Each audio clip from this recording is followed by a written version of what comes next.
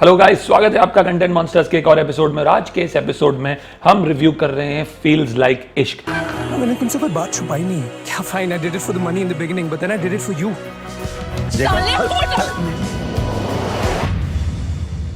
Which is the latest anthology on Netflix. It features 6 stories, 6 different stories directed by 6 different directors, and all of these stories have one common theme, which is love, and love which is unexpressed. The good part about this series is there is nothing too deep in this. There is nothing that will ask you a lot of questions. It's nice, easy, breezy, warm and fuzzy. You automatically fall in love with these stories, and you start the first one and you'll in all probability end up binge watching all the 6 together. जैसा कि मैंने कहा, कोई serious undertones नहीं है किसी भी film में, but you feel nice at the end of each film, and for a change it's good to have something which is non-serious in the mushy space, which doesn't force you to apply your mind too much and yet entertains you and is a nice clean piece of content, which this one is.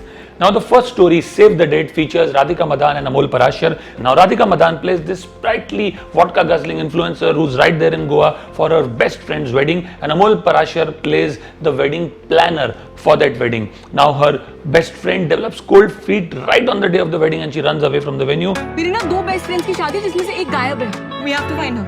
How Radhika Madan, with the help of this wedding planner, go out in search of her friend and get her back to the wedding venue is what this film is all about. Now, during the course of this search, Radhika and Amol's character indulge in healthy banter on account of the fact that they have different takes on love and marriage. How Amol Parashar's character is opposed to it, while Radhika Madan's character is completely for it or pro love and marriage. And this banter between them makes their chemistry very real, very cute, and how towards the end of the film they end up developing feelings for each other forms the crux of the story. Now the story might be a bit contrite, might be a bit filmy, but I think the way the actors have performed makes it very endearing. Radhika Madan aces her role like a pro. This role is right up her alley, and Amol Parashar as this wedding planner who's appropriately detached from most things in life yet involved enough makes it a very endearing love story between the two. And this story clearly engages the viewer enough to ensure that this series is binge watched in one go. Now the second film, Quarantine Crush, directed by Tahira Kashyap, is about young love and heartbreak during the times of Corona. A young girl comes back to India from Canada. She's in quarantine for a 2-week period, and her neighbor, who's a young boy, how they interact with each other. Mummy ने lunch send किया था. This smells really good. Thank you. How they bond over music and food is what this film is all about. This also has a song sung by Ayushmann Khurrana. ਜਦੋਂ ਜਾਂਦੀ ਤੇਰੀ ਕਮੀਆਂ ਤੇ ਖਲਦੀ ਐ ਤੈਨੂੰ ਕੀ ਪਤਾ ਤੂੰ ਕਿੰਨੀ ਸੋਹਣੀ ਐ. This shot is mostly in Punjabi, but you can understand most of it. Here the 2 key characters are Mihir, Ahuja and Kajol, Chugh, who played their part to perfection.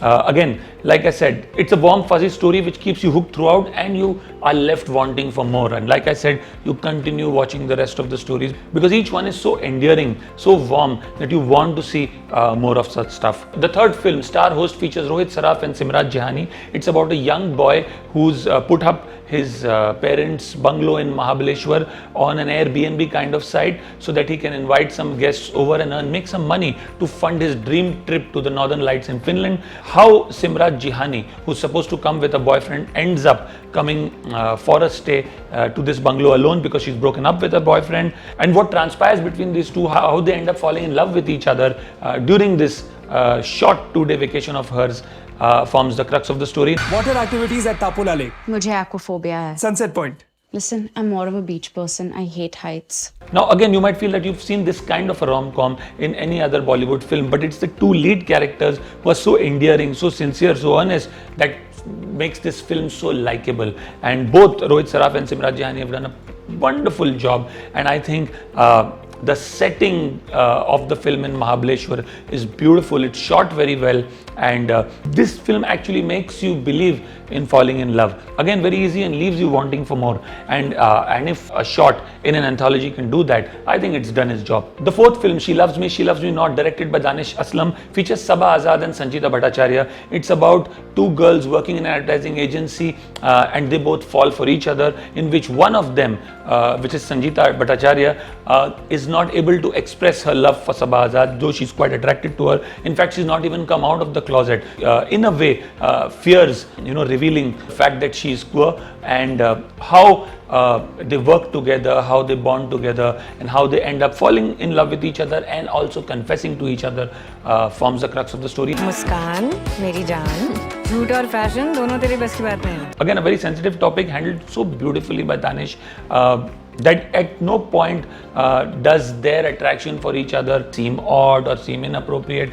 It's shot very well. It doesn't caricaturize same-sex love. Neither is the film burdened, by the fact that it needs to make a comment on same-sex love, or it needs to give a message. It's a nice, simple story, very beautifully shot, and again, very endearing, very likable. The two key characters have done a brilliant job, and like the other stories in the film, this one again keeps you wanting for more. The fifth film, Interview, features Neeraj Madhav and Zayn Khan. Neeraj Madhav now is seen on screen in a Hindi piece of content after a long time, after the Family Man season 1, and again he's phenomenal like he was in Family Man season 1. Here obviously the role is very different from what he did there. It's about two people who have come for an interview in an electronics store.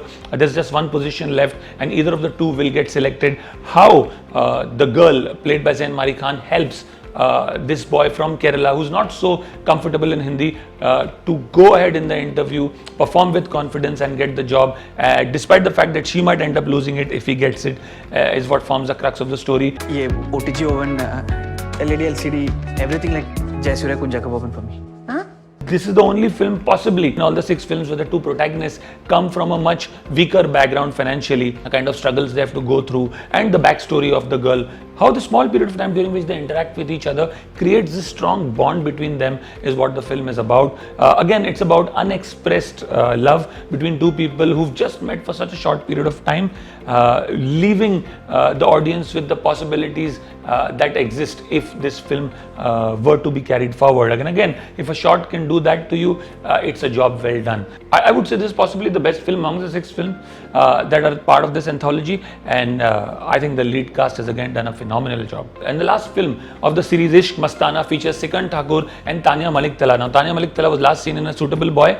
It's about this boy who's just broken up with his girlfriend, and again he's wanting to date someone. On the rebound, he ends up dating Tanya Maniktala, and instead of going out on a date, Tanya Maniktala drags him to this protest site where a group of youngsters are protesting against some builder because they want to save the environment and so on and so forth. This guy is least interested in being a part of the protest. The police comes and arrests some of these kids, including these two, and what happens after that is what the story is all about. You were supposed to be my rebound fucking fuck. I think this is the weakest of all the 6 stories. I didn't find the chemistry between these two as natural, as easy as it was in the rest of the films. Though I would say that Tanya Maniktala has done a fantastic job. She's as good as she was in A Suitable Boy. She's given a brilliant performance here as well. This is the one that didn't appeal that much to me. So that's it from my side as far as Feels Like Ishq is concerned. Like I said, nice, easy, breezy stories. The good part is all of them are within 25 to 30 minutes, so they don't drag too much at all. I would give this series a rating of 6.5 on 10. Once you finish the first one, you're bound to binge watch the rest. And like I said, it's good to have a series which is warm and fuzzy, nice and mushy, and doesn't force you to think too hard. And if at the end of these 6 stories you're left with a smile on your face and you feel good, that's about it, and that's what this series does to you. All 6 episodes can be wrapped up flat 3 hours or even less possibly. So do go ahead, watch this series. Do tell us your views on what you feel about Feels Like Ishq. We'd love to hear your comments. If you like our video, please do subscribe to our channel. Please do keep coming back for more. Thank you, and we'll see you soon.